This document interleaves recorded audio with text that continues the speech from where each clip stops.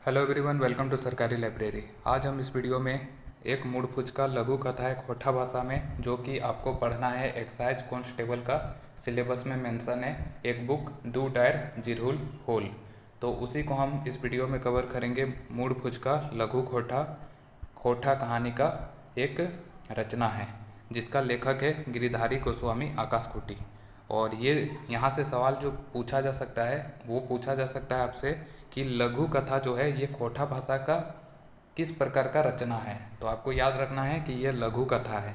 Option आपको इस type से घुमा के दे दिया जाएगा कि मूड का किस प्रकार का रचना है खोटा भाषा का। क्या ये लघु कथा है, क्या ये नाटक है, क्या ये कविता संग्रह है, या ये एक कहानी संग्रह है। ठीक है, तो आपको याद रखना है कि ये लघु कथा है। ठीक है, तो लघु कथा है मूड का।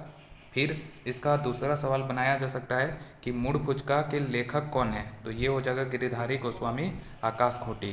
फिर तीसरा सवाल बनाया जा सकता है कि मूड का जो लघु कथा है तो ये आपका कौन सा बुक में संकलित है खोटा भाषा का।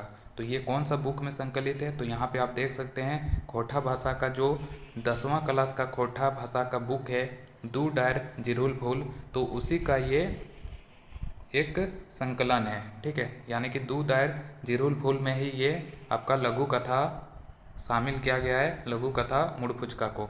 तो डू डायर जिरुल फूल याद रखना है, लघु कथा याद रखना है, और लेखक का नाम रखना है गिरिधारी गोस्वामी आकाशकोटि। फिर यहाँ पे अब मूड का जो ये लघु कथा है तो इसका अंदर हम घुस के देखते हैं कि इस मूड में क्या मतलब कि बताया गया है। तो ये सबसे पहले हम यहाँ पे क्लिक करेंगे मूड पे, और यहाँ पे हमारे सामने ओपन हो गया मूड देख सकते हैं खोटा भाषा का लघु कथा है, गिरिधारी गोस्वामी आकाशकोटि इसके लेखक हैं। कौन सा बुक में है, दूर डायर जिरुल फूल में ये शामिल किया गया है। और दूर डायर जिरुल फूल ये भी याद रखना है आपको कि ये खोटा साहित्य संस्कृति परिषद रामगढ़ द्वारा प्रकाशित किया गया है। तो एग्जाम में पूछ लिया जाएगा कि दूर डायर जिरुल फूल का प्रकाशक का नाम क्या है। तो प्रकाशक कौन है, खोटा साहित्य संस्कृति परिषद रामगढ़ इसका प्रकाशक हो जाएगा। अब यहाँ से हम इसके बारे में देख लेते हैं मूड का लघु कथा के बारे में। तो इस लघु कथा में ये बताया गया है कि मतलब कि ये एक कहानी इसमें बताया गया है कि कहानी क्या है। कहानी में 3 पात्र का उल्लेख किया गया है। एक है विजय, दूसरा हो जाएगा एक लड़की है जिसका नाम रहता है नीरू, कहीं कहीं पे नीरू है तो कहीं कहीं पे नीरा है। तो ये दोनों नाम याद रखना है, एग्जाम में पूछ लिया जाएगा कि मूड का जो लघु कथा है तो उसमें उसका मुख्य पात्र कौन है। तो मुख्य पात्र में कौन हो जाएगा, विजय होगा, नहीं तो नीरू या नीरा होगा। तो ये दोनों नाम याद रखना है, या तो हो सकता है विजय और नहीं तो हो सकता है नीरू या नीरा। तो ऑप्शन के अकॉर्डिंग आपको सॉल्व करना है, जो मिलेगा उसी को आपको टिक करना है। फिर ऐसे भी सवाल बनाया जा सकता है कि विजय किस कहानी का या किस नाटक का पात्र है। तो ये ऐसे पूछेगा तो आपको जवाब देना क्या है, विजय किस कहानी या किस लघु कथा या किस नाटक का पात्र है। तो ये मूड का लघु कथा का पात्र है। इसी टाइप से फिर बनाया जा सकता है घुमा फिरा के कि नीरू या नीरा किस किस कहानी का पात्र है। तो ये हो जाएगा मूड का। ठीक है, तो इसी टाइप से सवाल बनता है खोटा में। और यहाँ से याद रखना है कि जो ये मूड का है तो इसमें 3 पात्रों का नाम याद रखना है, विजय, नीरा या नीरू इसी को कहा गया है इसमें। और एक नीरू जो लड़की है तो वो उसके पिता का भी उल्लेख यहाँ पे किया गया है। और इस कहानी में क्या बताया गया है, एक लड़का है जिसका नाम है विजय, और वो एक लड़की से प्यार करता है, और उस लड़की का मतलब कि नाम क्या है, तो उस लड़की का नाम है नीरू या नीरा। तो ये विजय और नीरू और नीरा ये दोनों एक दूसरे से प्यार करते हैं इस लघु कथा में। और बात मतलब कि नीरू बोलती है विजय से कि अब हमारा प्यार जो है बहुत पुराना हो चुका है, अब हमें शादी करना चाहिए। ठीक है, तो शादी करने के लिए मना लेती है नीरू विजय को। फिर बाद में विजय जो है तो वो शादी का बात ले करके, शादी करने का बात को ले करके उसके पिता के पास जाता है, यानी कि नीरू के पिता के पास। और नीरू के पिता के पास जाके सब चीज़ पूरा बताएगा कि विजय और नीरू एक दूसरे से बहुत प्यार करते हैं और वो शादी करना चाहते हैं। तो ये जो नीरा का पिता है, नीरू का पिता, तो ये आधुनिक ख्यालात का है। ये गुस्सा नहीं होंगे बल्कि ये खुश होंगे कि चलो जो है दोनों प्यार करते हैं तो दोनों शादी कर लेंगे। आज होता क्या है, जैसे कि विजय और नीरू, जैसे कि विजय जब उसका बाप के पास गया नीरू के पास, नीरू के पिता के पास, तो उसके पिता गुस्सा कर सकते थे, लेकिन ये आधुनिक ख्याल के हैं, ये स्वीकार कर लेते हैं उन दोनों के प्यार को और शादी का राज़ी हो जाते हैं। ठीक है, कि दोनों शादी कर ले, ये राज़ी हो जाते हैं।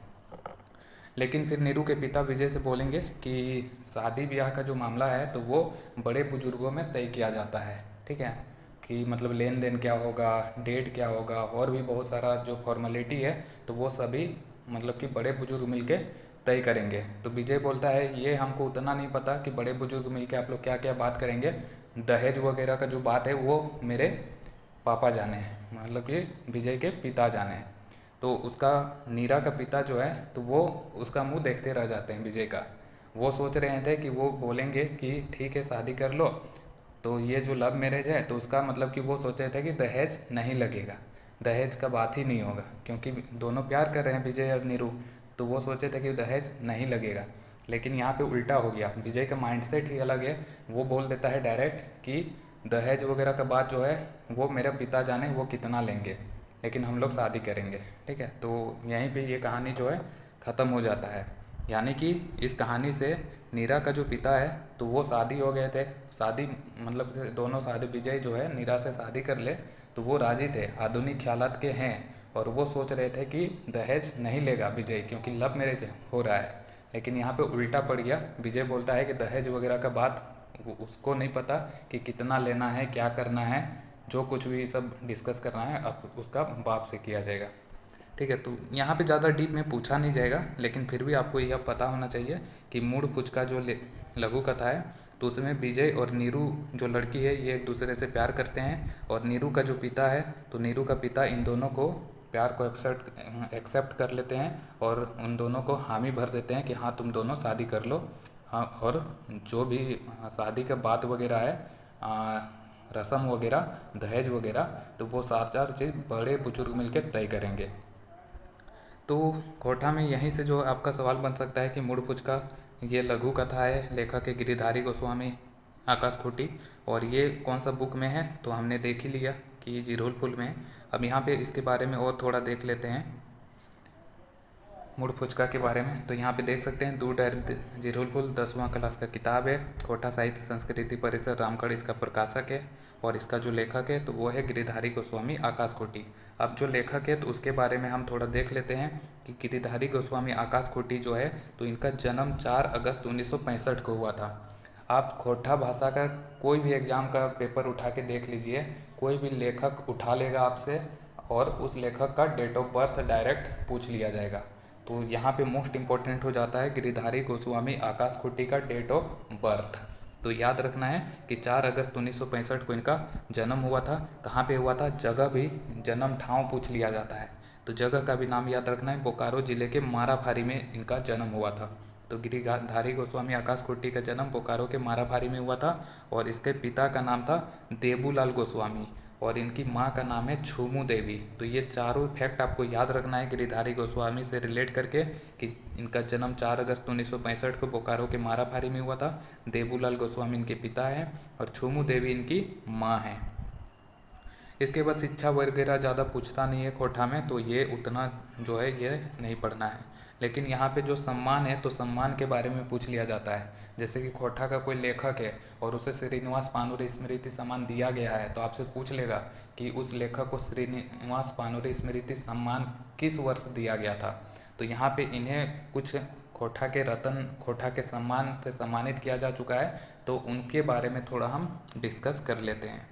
इन्हें बोकारो की तरफ से कोठा रत्न सम्मान मिला है, लेकिन कब मिला तो इसका उल्लेख कोई बुक में मिलता नहीं है। बस याद रखें कि कोठा रत्न से सम्मानित किया जा चुका है गिरिधारी गोस्वामी आकाश खूंटी को, लेकिन कब मिला ये नहीं पता। बाद में हमें कुछ डाटा मिलेगा तो हम उसको अपडेट करेंगे। फिर इसी तरह से बोकारो में ही आपका भेंडरा, और भेंडरा से सपूत सम्मान मिल चुका है इनको। इसी तरह उड़ीसा का जो जगत सिंहपुर है तो वहाँ से इन्हें बाबाजी संग्रहालय सम्मान मिला था 2008 में। और यहाँ पे जो जैसे कि जगत सिंहपुर है तो इस पर अगर आप क्लिक करेंगे तो आपको पता चल जाएगा कि ये है क्या। तो ये उड़ीसा का एक ज़िला है जगत सिंहपुर, ये भी याद रखना है। इसी तरह झारखंड साहित्य समाज से इन्हें झारखंड मोहर से सम्मानित किया जा चुका है। झारखंड भाषा साहित्य संस्कृति अखड़ा से अखड़ा सम्मान 2010 में इनको मिला था।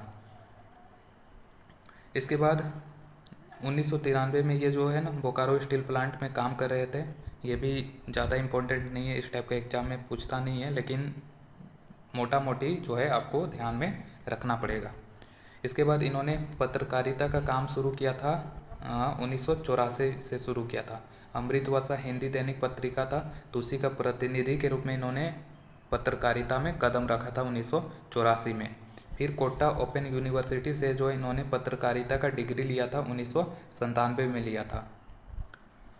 इसके बाद इन्हीं के द्वारा 1999 में बालीडी खोटा कमेटी के ओर से खोटा भाषा का एक मासिक पत्रिका है लुवाठी पत्रिका, तो उसका प्रकाशन इन्होंने शुरू किया था। तो यहाँ से सवाल बन सकता है कि लुवाठी पत्रिका जो है तो इसका संपादक कौन थे। ठीक है, तो याद रखना है कि लुवाठी पत्रिका के संपादक गिरिधारी रामी है ना, ये क्या है, गिरिधारी गोस्वामी आकाशकोटी। ठीक है, तो ये है गिरिधारी गोस्वामी आकाशकोटी के द्वारा ही लुवाठी पत्रिका निकाला गया था। कब निकाला गया था?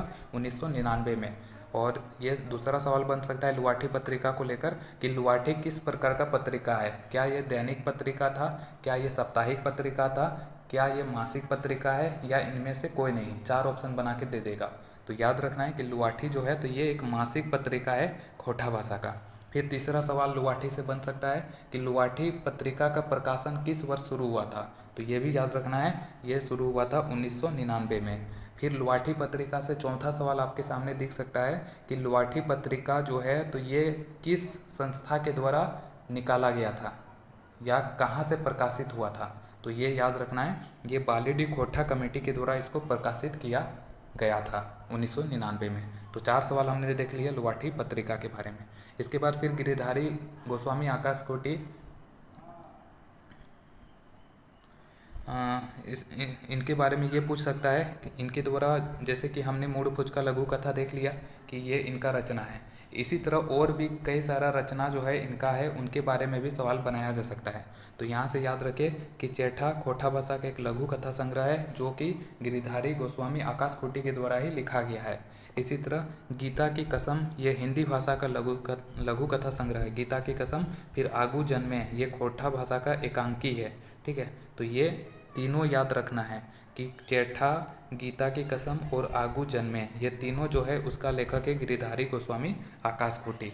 ठीक है, तो ये इतना सारा चीज़ जो है आपको यहाँ से आपको याद रखना है मूड फुचका और गिरिधारी गोस्वामी आकाशकोटी के बारे में।